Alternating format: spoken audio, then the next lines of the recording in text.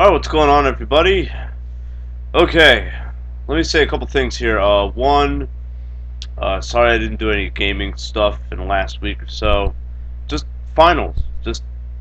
I had to do 3 term papers. And then it's a study for a final that was worth, like, in between, like, almost like a third of my grade in one other class. That's why I haven't done any gaming stuff. The other reason I didn't do any gaming stuff is because I don't really like recording anything when my roommate is here, just because it's a very small place, very crowded. So that I don't really, I just do not like doing that. I don't like recording when he's around, uh, and that's just how it is. But I will do gaming stuff.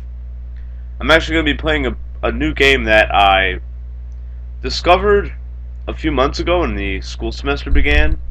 Someone in one of my classes was talking about it, and then one of my coworkers was also talking about it. So I figured I look this game up and see what it's all about. And I like it. I like it a lot.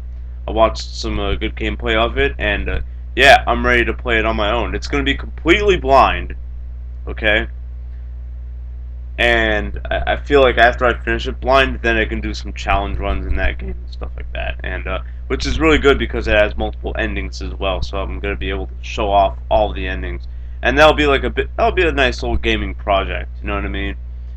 So the other stuff I'm doing, I just kind of ditching it because one, I've played those games before. Two, it's nothing that hasn't already been done. So a 3 it takes a lot of preparation and stuff like that, and I'd have to treat it like an actual serious LP, which is like make notes and shit like that. And brother, I have a life. You know what I mean? Like, I can't do that. I'm sorry. I have, well, not now because I'm in college and bowling league break, but on any given, we'll say, month of the year, I have either full-time job or full-time school. Currently, it's part-time job, full-time school, full-time bowling, whether that is leagues, tournaments, practice, that kind of stuff. Uh, Other things I like to do, like working out and exercising, which is something I need to do as well for my own health. What else? And a whole bunch of other here and gone things that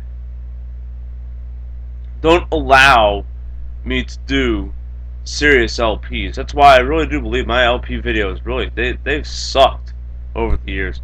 Not because not because I decided not to put effort in them, but because I was kind of forced into not putting effort in them, if that makes any sense at all. Okay, let's get down to what the video is actually about. TLC, Tables, Hours, and Chairs. Most gimmicked pay-per-view of the fucking year. You know what? I've come to this conclusion with me in wrestling over, we'll say, the last, I'd say like since 2007 or so. Before I got really, really smart as a fan. Smart meaning, like background knowledge and stuff like that. There's something wrong. Very seriously, like crazy wrong with either myself or with the shit that I'm watching. I'd like to argue that that there's something wrong with the shit that I'm watching, because TLC fucking sucked. Okay? I'm gonna sound like a mixture of OTRS and Spoonie here, because holy fucking shit did this pay-per-view fucking suck. It was as bad, if not worse, than Survivor Series. It's just WWE has become the most predictable fucking product to watch in God knows when. Okay? And I didn't start making these kind of predictions about wrestling stuff probably until like my early 20s. Around like maybe 2001, 2002, 2003 is when I really started to say, hey, This shit's kind of predictable, you know what I mean? I mean, I knew all this stuff was staged and worked and that kind of stuff, but it wasn't until my early 20s where I knew that there were like decisions that were made weeks upon months, even years before an event or match takes place. And TLC is no exception to this. All the results, myself and my roommate, we predicted the shit almost right as soon as the matches were made. And my mentality is that you can have the best match in the world. You can have an amazing fucking classic match. But if it can't tell a story, if it can't keep you guessing about who's going to win and who's going to lose, then you may as well have a really shitty match where you don't know who's going to win, who's going to lose. Because the matches in this pay-per-view, for the most part, they were okay. Some of them were really shitty, some of them were really good. Are they better than wrestling was in the 70s and 80s? Especially the late 80s when I first started watching? I fucking ain't right they are. They have to be. It's a craft. It's a craft that takes practice. It's a craft that grows over time. It's a craft and a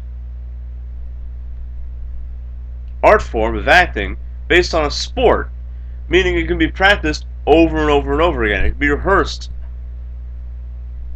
to a point, to a fault, over and over and over again. Do you think they didn't have these kind of matches in house shows for the last month? Of course they did. They would have to. Shorter versions of them, of course, with, bumps that weren't as crazy, you know what I mean? But yeah, variations of this match probably have been done, probably with those same individuals. And that's why I'll never dislike wrestling.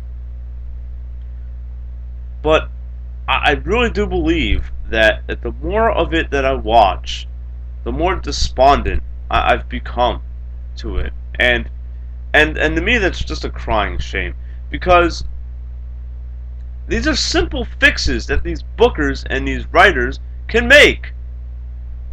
Make the matches less predictable. Don't have variations of those matches on live TV. Have them on house shows. Have them on WWE Network specials that go on after Raws and SmackDowns. That only a certain amount of people can get because WWE isn't smart enough to put Raw and SmackDown live on the network yet. If you did that, guess what? You'd have a lot more subscribers, WWE Network, rather. Like me. I don't watch cable for much anymore, just for WWE stuff and maybe some ESPN stuff if bowling's on, if I want to watch some football, if I want to know how the Patriots or Red Sox or Bruins or Celtics are doing, But, yeah, no, I'm a Massachusetts fan. And yeah, and TLC was in the Boston Garden. How crazy is that? The Boston Garden. Here's a place where 35 years ago, you had legends like Ric Flair. I'm going to bring back Ric Flair again, but let's just put him in the spotlight now. Flair and Steamboat had the best matches, and Flair and Steamboat and Flair and Rhodes, God bless you, God bless your soul, Dusty Rhodes. In the late 70s and early 80s and mid 80s, that little time from 77 to 87, had some of the best matches, in my opinion, ever recorded. The best wrestling matches ever recorded, ever, on any TV, anything. And they weren't compared to now. They weren't fast-paced, and they weren't even as technical as some of the matches you see nowadays. but they told a story. They were not predictable. Even when I go back and watch them on the network, I go, I don't know who the fuck is going to win this match. I have no idea. I need to watch to the end. I didn't need to do that with this match. My roommate and I, we called this shit minutes in. Minutes in. And he's a casual! He's not a smart fan like me, or like Wrestling with Regret, or like GMW, or like Spoonie, or like OTRS, or like Deluxe Man. He's a casual. He's a fucking casual can predict this shit. What the fuck does that tell you?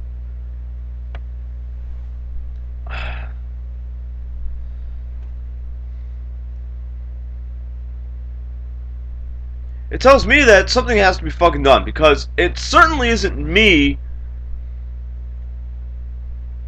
that's being disappointed all the fucking time.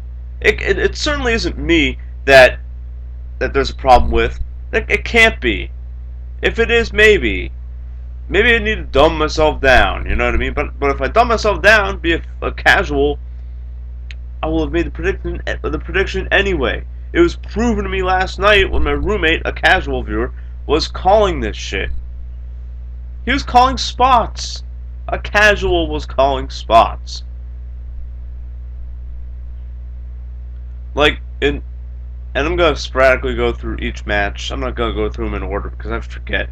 I forget the order of it because I didn't give a flying fuck. Like Rusev versus Ryback. Rusev versus the Ryback. Like we haven't seen this on fucking Raw and SmackDown every goddamn week.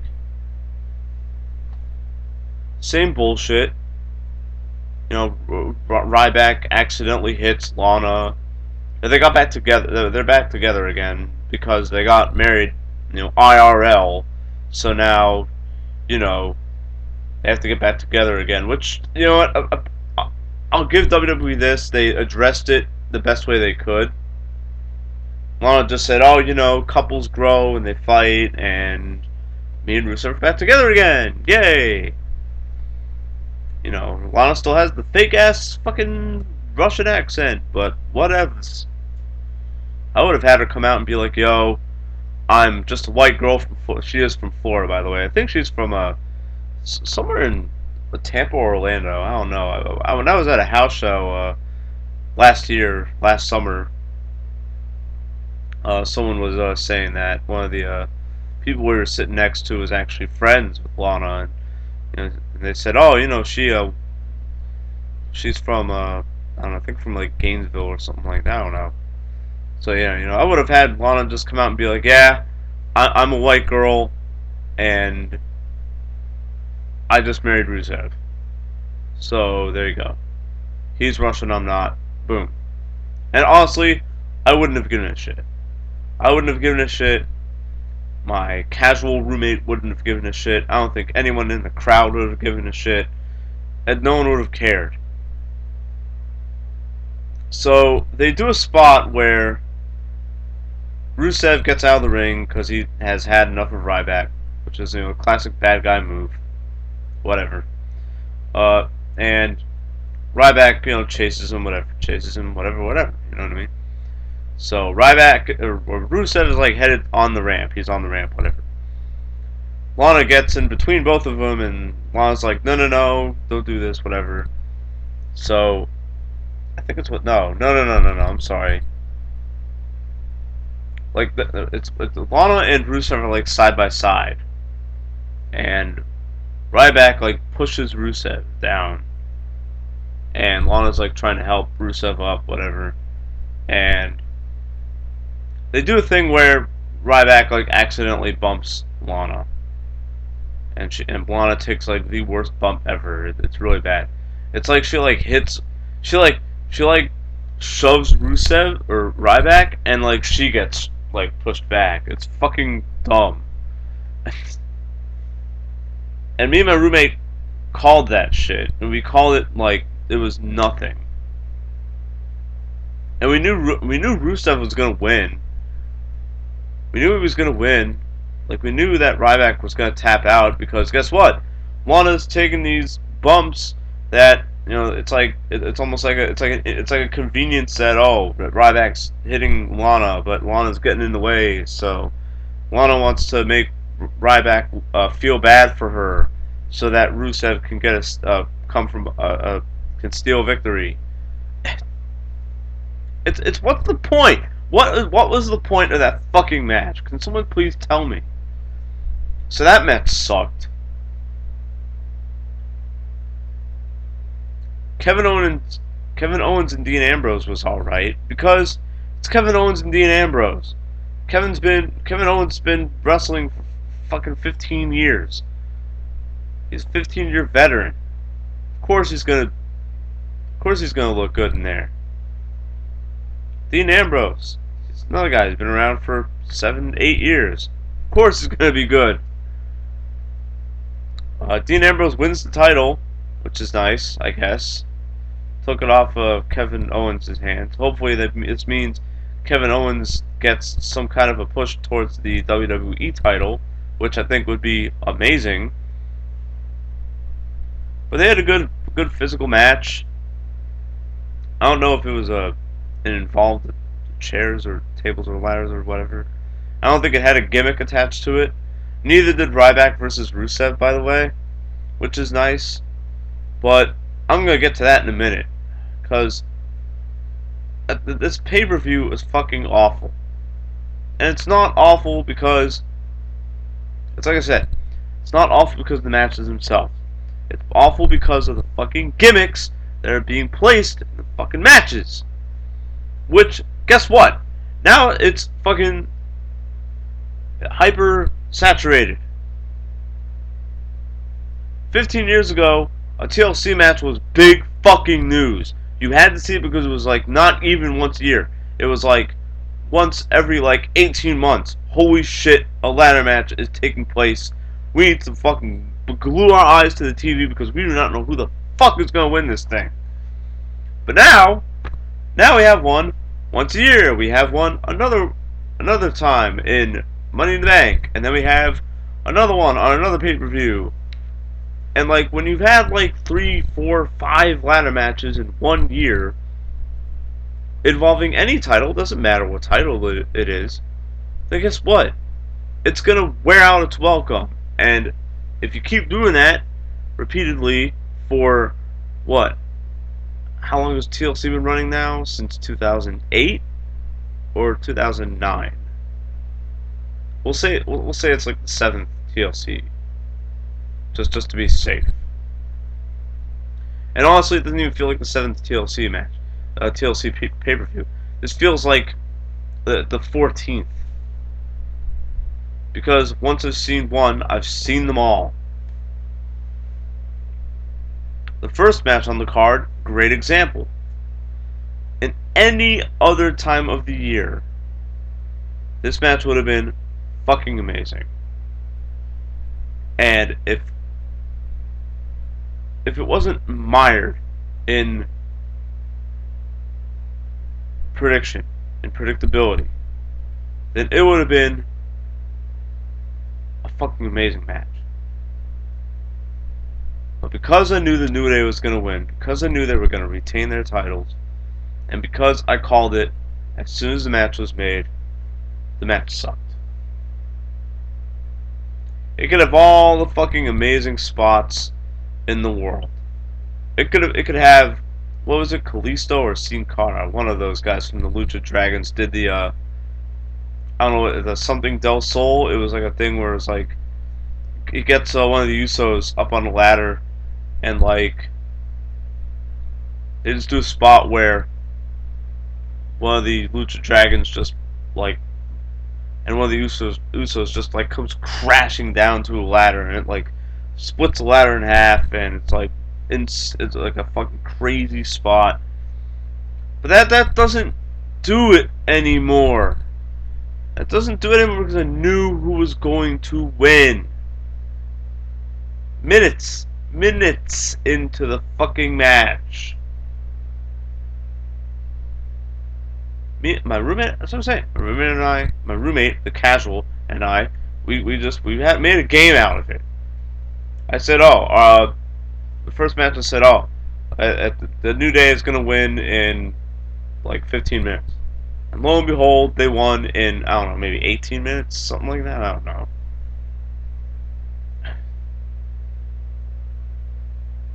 I just, they're good performers. The New Day is fucking amazing. They're one of the most entertaining things to come down the pike since Edge and Christian. Or the Dirt Sheet. Another really entertaining fucking duo. Or group, rather. Even DX 2006 was really funny. You know what I mean? And the New Day is on par with them when it comes to entertainment. On par with all those guys. They're good in-ring performers. Big E Langston has improved by leaps and bounds over the last 3 years. That's not enough, though. I think what WWE writers and what WWE bookers need to do is, they have WWE Network. Watch some of the fucking matches from the 70s and the 80s. Back then, you couldn't predict the shit, not because... partially because you didn't have access to all the backstage stuff and everything like that. But guess what? Even with that, that makes it, and Raven says this in an interview somewhere in a documentary. I think it was in the either the Rise and Fall VCW documentary, or the Paul Heyman one, or the Forever Hardcore one. I don't remember. But Raven himself says, "Hey, the smart fans, the ones who make these predictions, they're the easiest ones to fool, because all you gotta do is just switch up what you think is gonna happen. Very easy. If the Usos won that match, and my prediction was wrong, I would have fucking went insane. I would have been like, holy mother of fucking shit, we just saw the match of 2015 in the final pay-per-view of 2015. But no, New Day won, I knew they were gonna fucking win, and that was great. And it was great, but who gives a flying fuck, because I predicted the winner.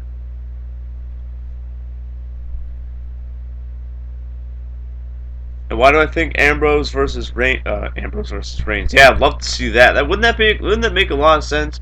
Two buddies going for the title. But WWE doesn't want to, do the right thing and turn Roman Reigns bad and give him the title and just let him get booed, while the hero of the fans, Dean Ambrose, the guy who was, in the background of the Shield apparently, and the one who was like left behind, wants to go for the title and has to fight his former Shield buddy to do it. Wouldn't that make sense? To have Reigns win the title and be like, oh, you thought Seth Rollins was bad? Guess what? I'm going to be way worse than Seth Rollins, guys. Because not only can I talk a lot of shit, unlike Rollins, I can back it up. But no. WWE wants to, because people who go to house shows like him, they want Roman Reigns to be the next John Cena, when he's clearly not ready for that role, and won't be for a few years, mark my words. But anyways, the reason why I liked Owens versus Cena, what the fuck is wrong with me? Owens versus Ambrose. I'm too pissed off, that's why. The reason why I liked Owens versus Ambrose so much, guess what? I did not predict that Ambrose was going to win. I predicted that Owens was going to keep the title. And when he didn't keep the title, guess what? Joseph was a happy motherfucker. I was like, holy shit, that was a good fucking match, because I didn't predict the winner, and the finish wasn't predictable. The match wasn't predictable. I had no fucking idea who was going to win. It was the only good match on the card. All the other matches, I predicted the fucking winner. I knew that the Ryback was going to lose. I knew that Charlotte was going to retain. I knew that Del Rio was going to retain. I knew that Sheamus was going to retain. And I knew that the New Day was going to retain. I knew all this shit. I predicted it. Some of them I predicted before the match was even made. Like Charlotte versus Paige. Of course Charlotte's going to retain. Why? What sense would it make for Paige to win the title when Charlotte has so much momentum going her way? When WWE wants to explore the character of Charlotte more, you could see that in the segment leading up to TLC with Charlotte and Paige. They're trying to turn her bad, Charlotte, which is good because she needs to be more like her dad. And they're doing that now with her cheating to win. I like that a lot. But, once again, because I knew that they were exploring her character some more, it's like, of course they're not going to have her win the title, or they're not going to have her drop the title, especially on a throwaway pay-per-view like TLC.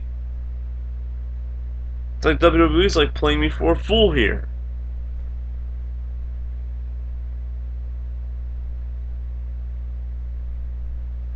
But it's funny. It's funny because backstage, after the match, after the Divas title match, so Becky Lynch, almost called her Claire Lynch. Jesus Christ! Does anyone remember that? By the way, that's gonna be right down there with Katie Vick as like one of the worst things that happened in wrestling ever. Anyways, so Becky Lynch, like Charlotte encounters her,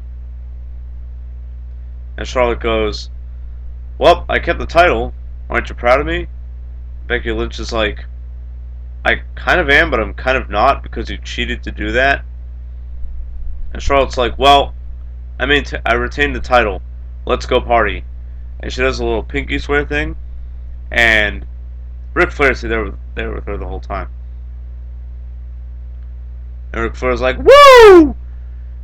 Yeah, we're gonna party!" Yeah, that kind of stuff. Excuse me. God damn.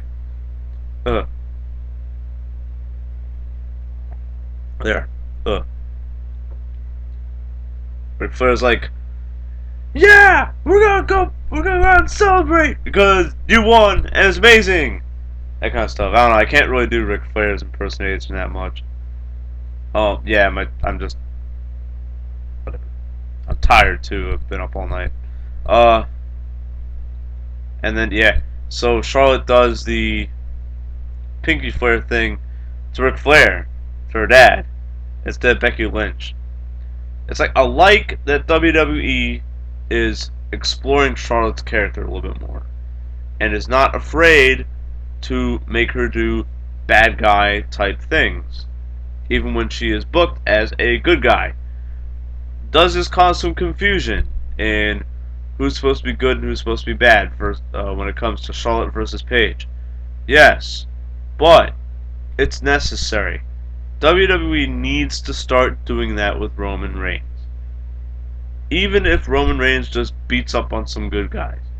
Even if he, like, hits Dean Ambrose out of frustration. They had this like terrible like bro moment backstage, like after I think the title match, the tag title match. Ambrose goes, "All right, tonight we're both gonna win titles, and then we're gonna celebrate, I don't know, Shield style or something." And Roman Reigns goes, "That's a good idea, man. Win the IC title, and then I'm gonna win the world title, and then we're gonna be BFFs, you know." And honestly, I'm gonna do some rebooking, but I want to get through the matches first. But on that little segment, that's good and all. But I'd love to see Reigns, be frustrated a little bit by coming so close to the title and then losing it. Like, for example, after Survivor Series, wins the title and then gets cashed in by Sheamus. But he goes like, "Oh, well, I'm gonna climb the ladder to success at TLC and beat up and then take the title from that.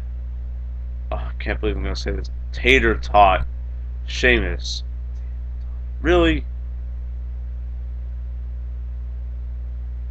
It's like here's a guy who's like menacing and can beat the shit out of somebody, and he kick someone's ass, and the fans actually when he does that, and it's all like happening really fast, and he doesn't set up, he doesn't do the little cock bullshit, the little jack off of the wrist before he does his Superman punch. Whenever he doesn't do that, the fans love that shit. Whenever he just does the drive by and just does it and doesn't like spend like 3 minutes preparing for it, people love it. Whenever he just does a spear without preparing, without like waiting for the other guy to get up, and he just does it, fans like it.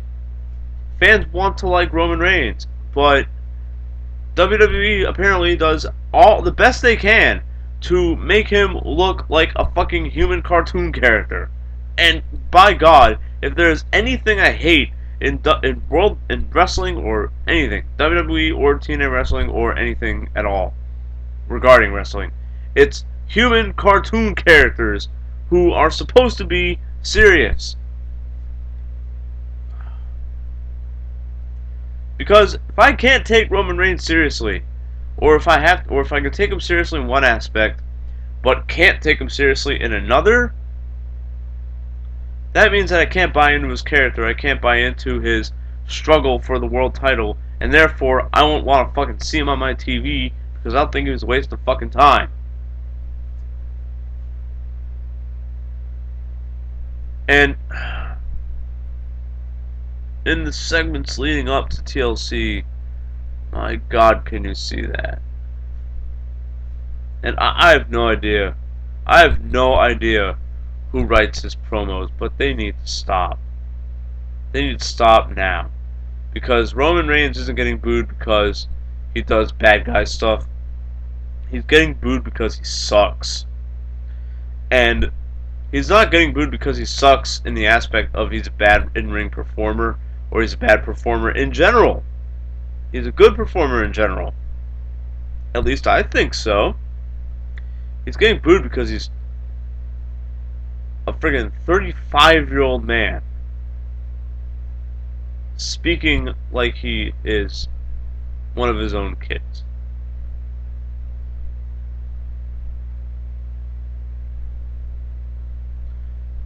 Like in the Raw before TLC. First of all, why they have to have a TLC match for the title?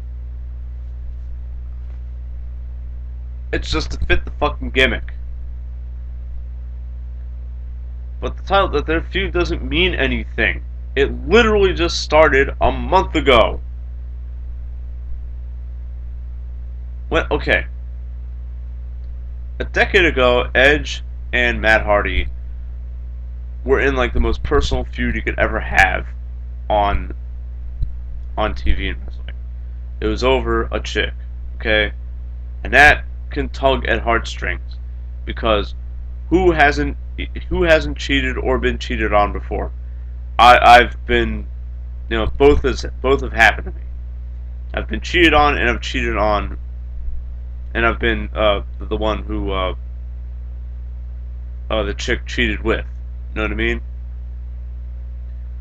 So even up till then, with what limited dating I did, I still was able to feel the emotions and that shit. The emotional betrayal.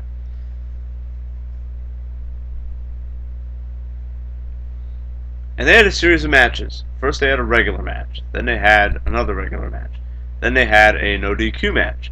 Then they had a cage match, which Matt Hardy won. And then they brawled a little bit for another month. And then they had on a Raw. It wasn't on a pay-per-view. It was on a Raw. They had Edge was the Money in the Bank guy at the time because he won the first ever Money in the Bank match, right? Or was it the second one? No. Yeah, it was the first one. 05. Yeah. Okay. So he had Edge's Money in the Bank contract on the uh in a ladder match, right? Yeah, ladder match for Edge's Money in the Bank. And if Matt Hardy lost, then it's loser leaves town, and he went to SmackDown from Raw. There was a reason why I was able to get into that match, partially because of the subject of the feud, which no feud has a subject nowadays anymore. Has anyone noticed that in WWE? It's all about, oh, I'm better than you and I can beat you. Okay, that's it. Apparently that's all that's needed for a good feud. No, there's a lot more that goes into it. But because I've already seen them in regular matches, I've already seen them in cage matches, I've already seen them in no DQ matches. They've been in countless brawls on segments beating the shit out of each other. But with Roman Reigns and Sheamus, it's just, oh, well, Sheamus cashed in the Money in the Bank from Roman Reigns, and now they're going to have a crazy TLC match just because it's a TLC pay-per-view. And no reason other than that. It's like, what gives? At Edge and Cena, the year after Edge and Matt Hardy, I waited. There was like a 6-month wait between their very first match and their TLC match. So their TLC match meant something.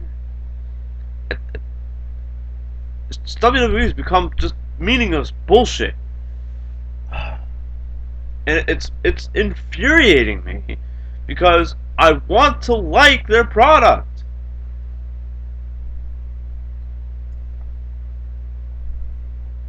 I don't want to give up on it like TNA Wrestling. And by God, does that promotion suck shit. Jesus.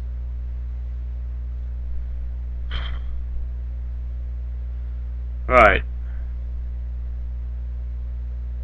As you can tell, I'm not going into the matches. Because what happens in the matches, I don't give a fuck what happens in the matches. They're gonna be good matches. They're performing for thousands of people. What I do care about is how predictable they are, and by God, was Reigns versus Sheamus predictable as fuck.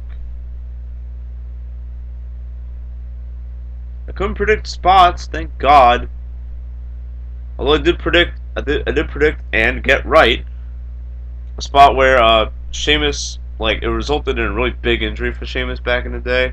I think it was in like 2011. No, it was in 2014, I believe. Yeah, because then he came back and he had new music. So he was in a ladder match. Gee, big surprise.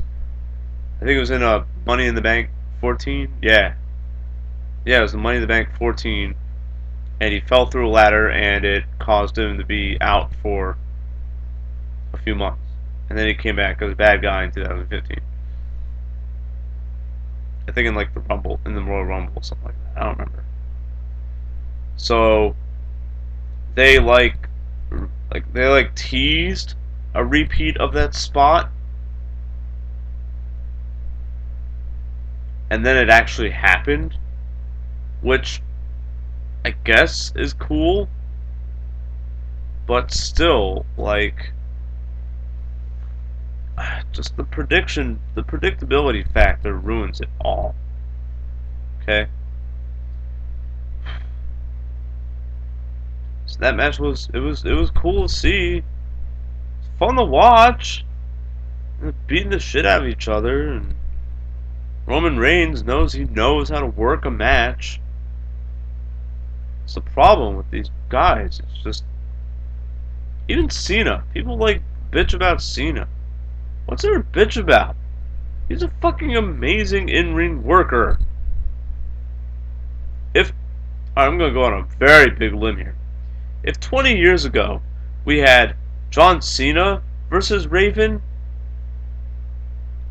holy shit, holy shit, it would be fucking amazing. Because, let me tell you, Tommy Dreamer, he was never a good in-ring worker, okay? I respect the fuck out of him for getting cut open every match in ECW in the mid-90s because what the fuck? Because why not? Because it's performing for fans, that kind of shit, whatever. But it doesn't mean I have to like his work rate or his mic skills, which are actually pretty good tonight or on TLC. This match I'm getting right into, you can tell. Once again, another match that I just had that I predicted seconds.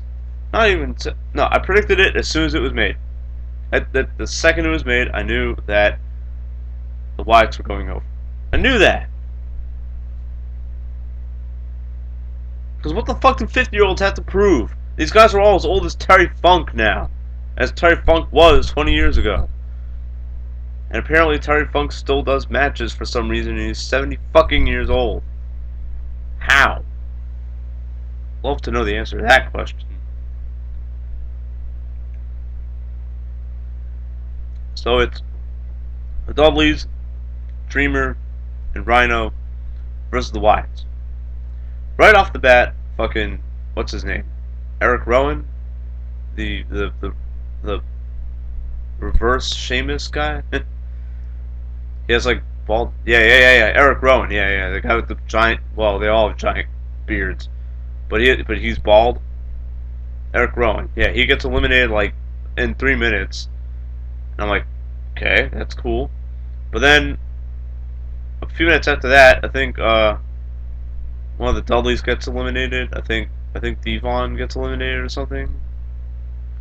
And then Rhino gets eliminated, and then and then just Team ECW just gets eliminated like just real quickly, and the Wyatts win with Braun Strowman like beating the bejesus out of everybody. Like even like okay, like there was this one spot where it was Dreamer and Bubba Ray, and like they can't get Strowman to stop doing stuff. Like they're like we have to fucking slow this guy down so that we can beat up the other Wyatt guys who are beating everyone else up on our team. So like Dreamer throws one table on Braun Strowman, and then Bubba Ray throws another table on him, and then like they throw like 7 tables on Braun Strowman. Of course, it was a tables match. So whoever gets put through a table has to leave. Has to go to the back. But why the fuck? Okay, a tables match I can understand there being a million tables in the ring because you're going to have to put your opponents through them. That's fine. And the Wyatts get over. That's good. Braun Strowman looks strong. That's awesome. Can't wait to see him versus Brock Lesnar someday. I know it's a wet dream of mine. So is Rusev versus Brock Lesnar. That should have happened last fucking year when Brock Rusev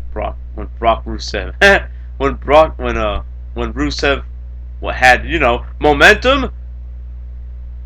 Now he looks like a joke. Even when he wins, he looks like a joke.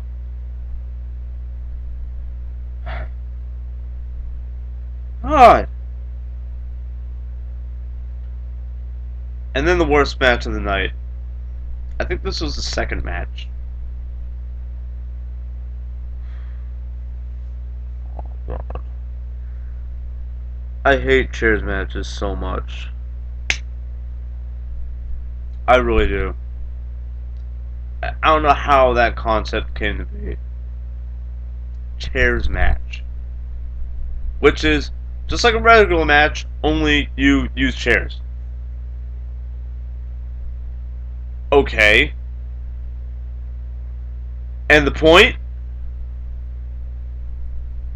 Is there a point? Can use other weapons. Apparently, because Del Rio and Jack Swagger, they were like throwing each other in the stairs and shit. And the ring, holy fucking dick. The ring, it was just like that one moment in ECW about 20 years ago where a whole bunch of chairs were being thrown into the ring. JBL even like mentions it. JBL goes like, "Oh, well, this reminds me of a guy named Terry Funk," and I go, "Yeah, doesn't it now?" So it's like over 9,000 fucking chairs in the ring, and these guys are just just waffling each other with them. And I go, "What is the point of this match?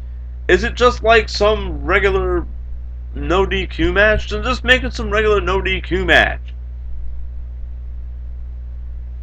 And that's where I got my idea. This is where rebooking is gonna come into play. I'm gonna start rebooking. Oh yeah, but Del Rio retained. Big surprise. As if they're gonna give Swagger the title. Who the fuck cares about Jack Swagger? I didn't give a flying dick when he returned. I don't see any redeeming quality in him. I didn't see any redeeming quality in him when he first arrived in WWE 6 years ago. When he was with Zeb Coulter doing the We the People thing 2 years ago, I didn't give a fuck about him, and I don't give a fuck about him now. He's a boring, bland superstar who's only capable of. They call Daniel Bryan a B plus player. Fucking it, Jack Swagger's like a C player. Like he's just there. How he was ever a world champion, I have no idea. Was he a world champion? I think he was for like a week. So Del Rio retains U.S. title. That's nice. Del Rio retains the U.S. title, and the Mex Americans are now broken up because Del Rio is part of the League of Nations, which they did like a funny promo, and it's funny because it was the only time you would ever see Wade Barrett. So Sheamus does his promo where he says like, "Oh, tonight's gonna be tonight the League of Nations are gonna arrive, and we're gonna be the Hall of the League of Nations because Del Rio's gonna retain, I'm gonna retain, Rusev's gonna win his match, and Wade Barrett is just gonna be there and look cool, I guess." It's so bad. Like Wade Barrett is just kind of like sitting there, just like nodding, just like yeah, yeah, yeah. And in the title match, in Sheamus versus Reigns, only Rusev and Del Rio come out to save Sheamus. Like, and like when they come out to save Sheamus, I go, "Where's Wade Barrett? Was it just like chilling, just like in the back, just like making sure no security like goes to stop Rusev and Del Rio?" So here's how I would rebook the chairs match, because the concept of having a chairs match is the way the WWE does it is fucking stupid. Oh, chairs legal. Of course they're legal. It's no disqualification, you fucking idiot. I would put one chair in the ring. One. Whoever can land a chair shot wins the match. That's all. So during the match, guys would be grabbing the chair from one another. One would go for a chair shot, the other one would catch it or duck, or something else would happen. They would go for a chop block and that kind of stuff, and a story would be told. And then when the other guys just can't get up, can't do shit, then boom, chair shot, there's your winner. But no, it has to just be a match with a bunch of chairs in it, because that's a chairs match. One of the worst concepts of a match that isn't intended to be a joke that WWE has created, possibly ever. In fact, I will gamble on it to say, yes, the chairs match is the most gimmicked up and stupid match that WWE has created ever, And they should make some kind of concept like the way I did it. First to land a chair shot wins. That is, to me, that's good. And you have one chair, and that's it. Nothing else. Nothing. No chairs under the ring. No chairs for. No, you can't get chairs that the other guys are sitting on. They'd remove those too. Make it interesting. A chairs match with one chair, where that chair shot results in a victory. To me, that's interesting. It's not interesting when you have 50,000 fucking chairs in the ring and around it.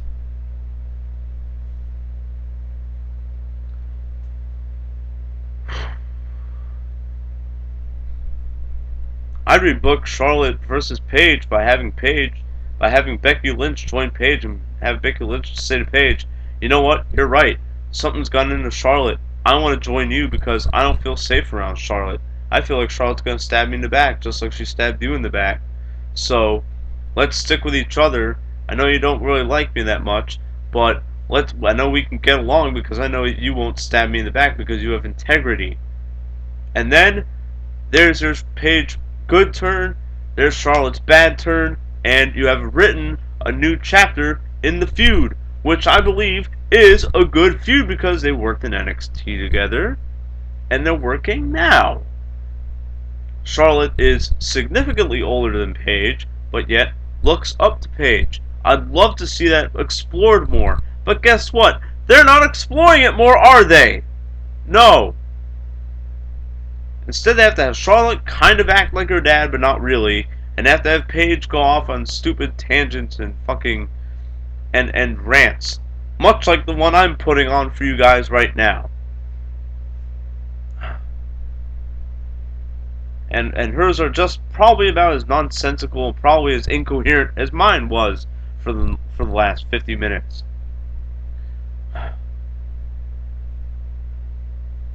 Then you'd have yourself a good fucking feud. And Sheamus versus Reigns. And I know that Roman Reigns isn't going to win the title for a long time. I know when he wins, he's going to get booed anyways. So just turn the guy fucking bad. If it's bad guy versus bad guy, who gives a flying fuck? It doesn't matter anymore.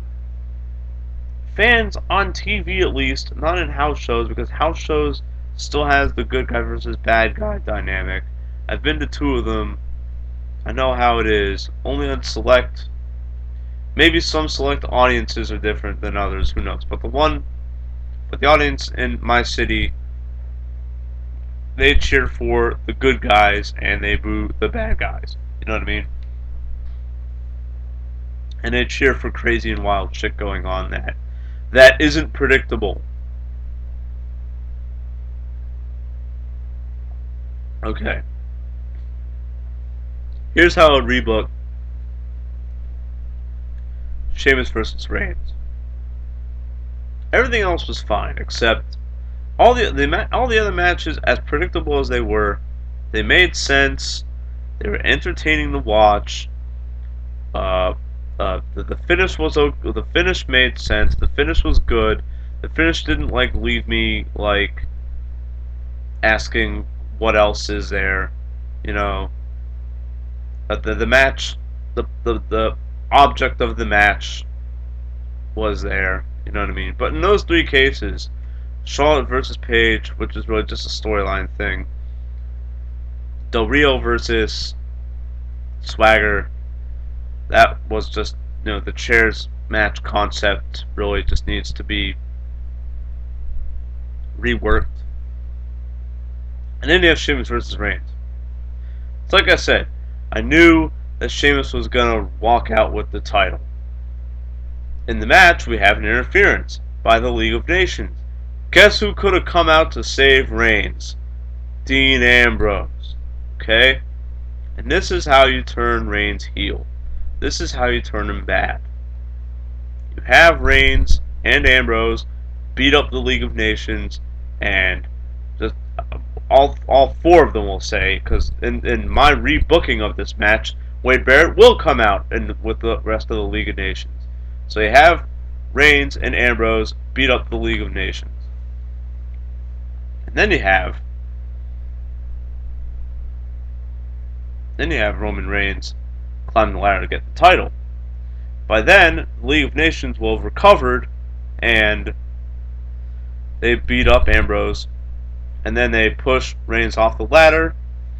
One of them, either Del Rio or Rusev or Barrett, whatever, can help Sheamus. I think, what was it? Like Del Rio was helping Sheamus climb up the ladder and get the title. Yeah, okay, yeah. So you do that. That's fine. You have Del Rio help Sheamus get the title. Sheamus retains the title. The League of Nations leave. Sheamus is celebrating, and then you have Rusev. Then you have Reigns and Ambrose in the ring together, all beat up. Reigns can't believe it. He's beside himself. He's crying. Whatever. Fans are booing. Or they're not really, or they're not booing. They're booing. They're booing Sheamus, ideally, or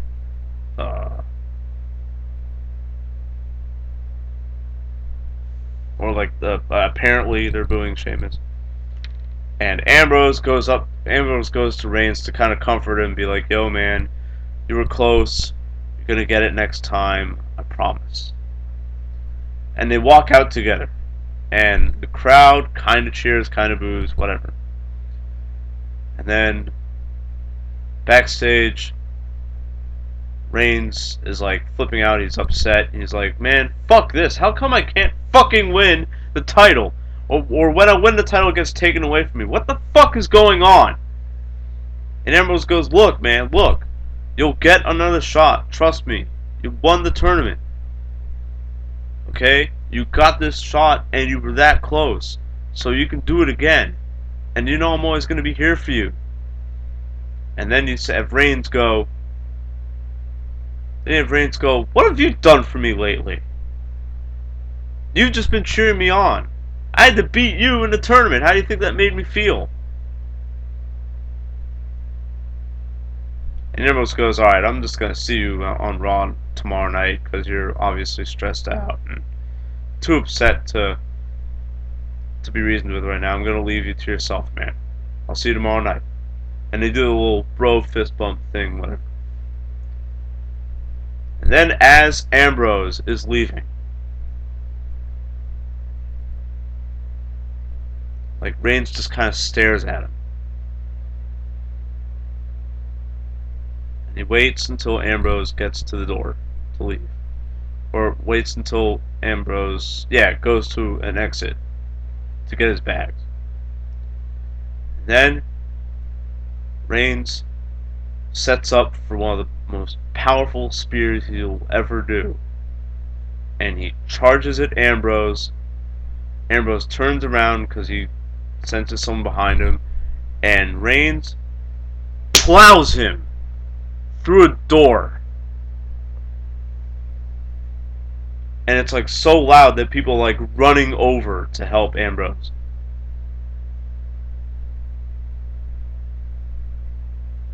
And then you hear Roman Reigns go, "I don't need anybody anymore." And you can believe that. That is how I would book a Roman Reigns bad guy turn. And that is what should happen. Because Roman Reigns is the most boring character I've ever encountered, ever since he turned good. Okay? When he turned, ever since the Shield broke up, my bad. Ever since the Shield broke up, and the Shield should still be around. I miss the fuck out of the Shield. Who doesn't miss the fuck out of the Shield? But goddamn. But the fans, both house show crowd that I was at, and the TV crowd, everyone likes Dean Ambrose. And with Seth Rollins hurt, Roman Reigns can fill that void. Because it is extremely easy for someone to run their mouth and for someone to antagonize in wrestling. Way easier to be the bad guy than it is to be the good guy. and it's especially easier to be the bad guy than to be the good guy who has to appeal to a younger audience while still physically appearing to a older audience, or not having a choice in the matter, which is Reigns' dilemma. Okay, John Cena, he can clean himself up. He looks, he looks like kid friendly. He has a bright colored shirt. He has the cargo pants. That makes sense. That kids would like that kind of guy. That's the kind of guy that uh, cool kids dress up as. You know what I mean? But cool kids don't dress up as security guards, like which what is or not SWAT team members like Roman Reigns. So yeah, that's how I would do a Roman Reigns bad guy turn. That's what should happen. WWE, I don't know, like WWE, it and GMW said this pretty well. I think a host of other wrestling commenters on YouTube also have said it. Is that nothing really productive happens after in between Survivor Series and Royal Rumble, or in between Survivor Series and the New Year. Nothing really productive has happened, uh, and that is very true. In fact, that's been the case for a long time. The last thing that I could really pinpoint of importance happening in WWE in December is it was either 2007 or 2008 when Jeff Hardy won the title. That was big. That was big, and that happened in oh, I think it was the very first TLC. Actually, come to think of it, or was it Armageddon? I don't remember. I think it was like Armageddon, or maybe even December. No, it wasn't December to Dismember. Jesus, could no pay-per-view could ever get that bad, right? Let's leave that one. That's a whole nother animal. I was gonna review it in preparation for this, but my roommate was around and so. But yeah, that was really the last thing of importance to ever happen in WWE during in between Survivor Series and January 1st. So I really do think that if there's ever a time to take off with anybody really, it's that last stretch of the year. It's that last month. It's December. I mean, it just fits well. And yeah, at WWE, talent and performers and staff, all of them should just take that good month off. All of December, just take that shit off. It doesn't matter, And you can like GMW, yeah, GMW said that. He said that the Slammy Awards, you could just kind of tape them like during the summer or something, and just have that air in the middle of December, and like have every Raw just be like a best of thing. You know what I mean? Or even do like they're doing Steve Austin podcasts. They could do that on a Monday Night Raw. Just be like, yo, on Raw we're gonna have the Steve Austin podcast that you can watch on the network whenever the fuck you want, and then you can buy the network right after. But WWE is going to do whatever they need to do, because this is my last bit, and I'm going to spend a few minutes on this. I've said it in a lot of typed comments on a lot of people's on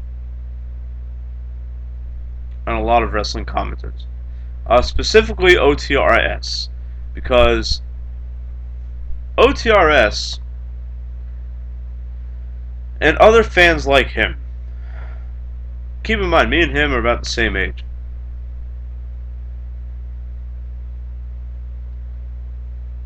A lot of him and his ilk, I don't mean that in a bad way, they like to believe that WWE is, losing money and is in the red.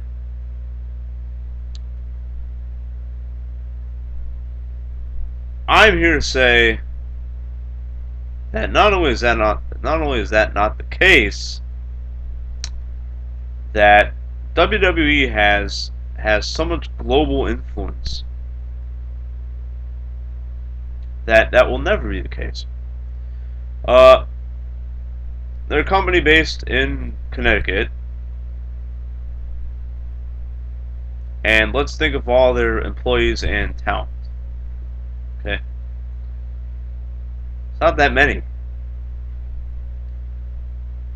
When it comes to the performers and the rosters, maybe 200 people, as well as other employees like people who do the paperwork and people who do the marketing, people who do the public affairs, public relations, people who get the mailbox guys, the mailroom clerks. See what else? Uh, phone operator, the call center workers, whatever, which they probably have outsourced, so they're getting that labor for like probably pennies on the dollar. Probably a lot more than that. Probably like pennies per $10. Pay someone $9 an hour for that shit. Pay someone minimum wage for that shit now. Shit. Uh, Between all that, WWE probably makes a fuck ton of money every fiscal year. Okay?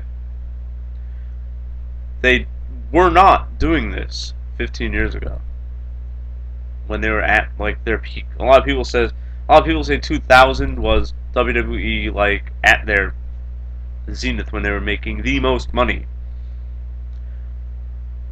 I will argue to say that they were actually recovering the most with their revenue, but they were in the red back then. But ever since they became public, as soon as they were made public, around the same time, 2000. Now WWE is, it's a brand. It's a brand. It does. If it goes out of business, it won't be for long. It'll be just like when Hostess. Remember when Hostess went out of business, and then all of a sudden it came back because they weren't. They were for sale, but when a company is for sale, it doesn't mean that they're shutting down. It just means that if they can merge with another company, that's exactly what happened to WCW. It was for sale. It had a merger, and there you go. It became AOL, Time Warner, plus WCW. Something like ECW, where no matter how much revenue you pull in, you're that behind in the red, where you owe your talent hundreds of thousands of dollars. That's when a company shuts down. So no, to OTRS and others who think that WWE is on their way out. No, they are not. And I will argue also that TNA Wrestling is also not on their way out. And that one I've been mulling that over in my head for a while. And the fact is that their show attendance is really bad. They get passed around channels a lot. But the fact that they can still get passed around channels, the fact that they can still do shows and travel, means that they're still in business. Alright. That about wraps it up for TLC. Man, I ran my mouth on this. Jesus Christ. Have fun watching it, slash listening to it, slash falling asleep to it. Hope you'll enjoy this bedtime story, or vlog, or whatever. I'm out of here. Peace.